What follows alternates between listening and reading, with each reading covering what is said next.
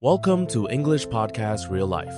Today, we're diving into an essential workplace skill, how to ask for what you want in English without coming across as pushy.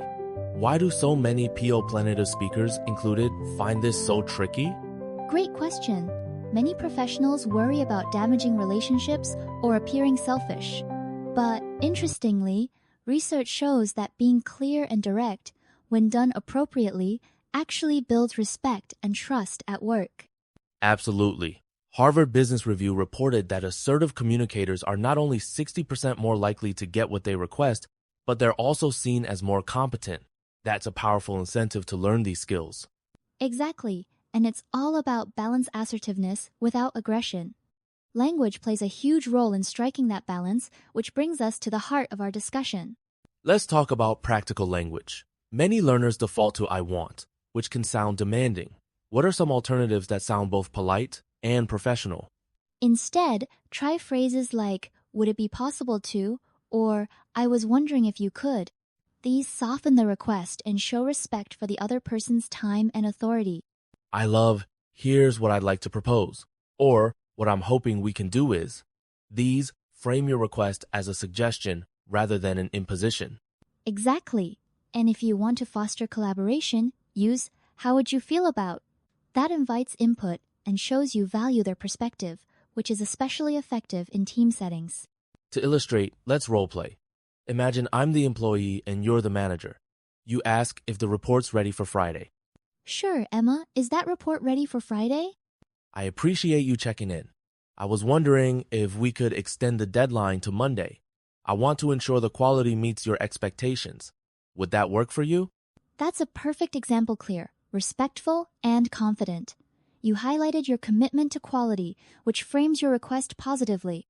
Let's shift gears. What are some common mistakes people make when asking for things in English that can actually undermine their request? One major pitfall is apologizing excessively or sounding uncertain.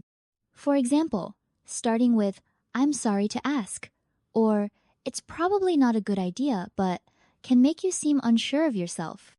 Another trap is over-explaining. If you layer on too many reasons or disclaimers, your request gets lost.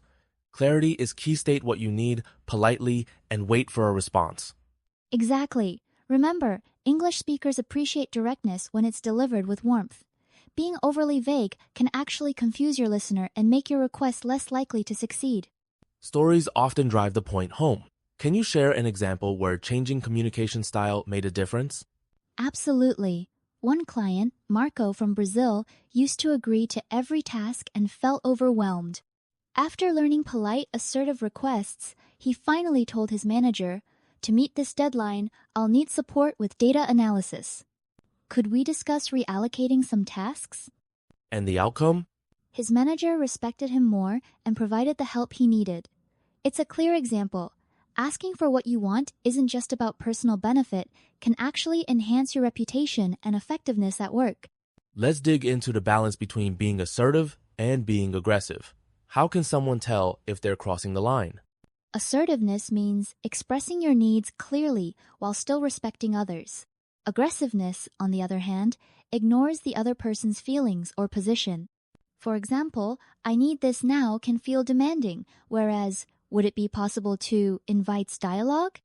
So, it's not just about the words, but also the tone and context. An assertive request empowers both parties, while an aggressive one shuts down collaboration. Exactly. Think of assertiveness as standing on a bridge between your needs and theirs. The language you choose is the path that connects both sides productively. Let's touch on culture. How does asking for what you want differ around the world? And what should English learners keep in mind in international settings? Great point. In some cultures, direct requests are seen as rude, while in others, they're expected. For instance, Americans often appreciate clear, direct communication, but in Japan, indirectness is valued to maintain harmony. So, adapting your style matters. When in doubt, start politely and observe how colleagues respond. Adjust based on feedback and company norms.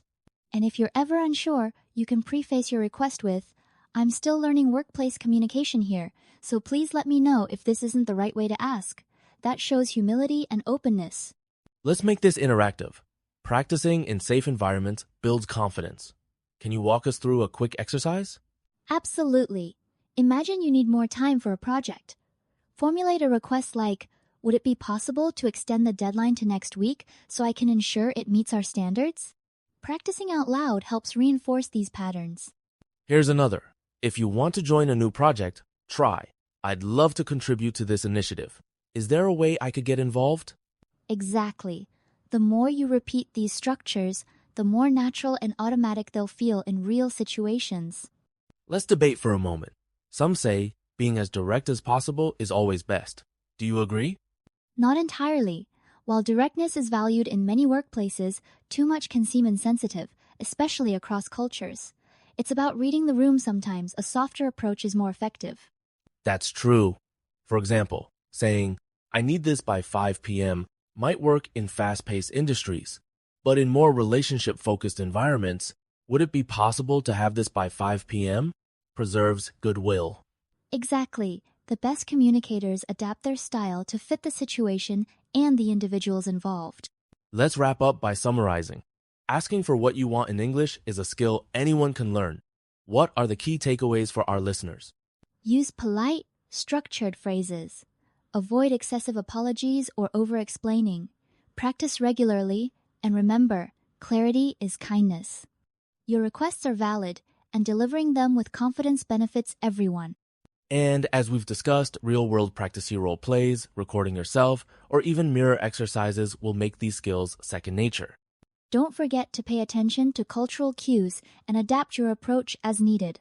With time and conscious effort, you'll find the perfect balance between assertiveness and tact.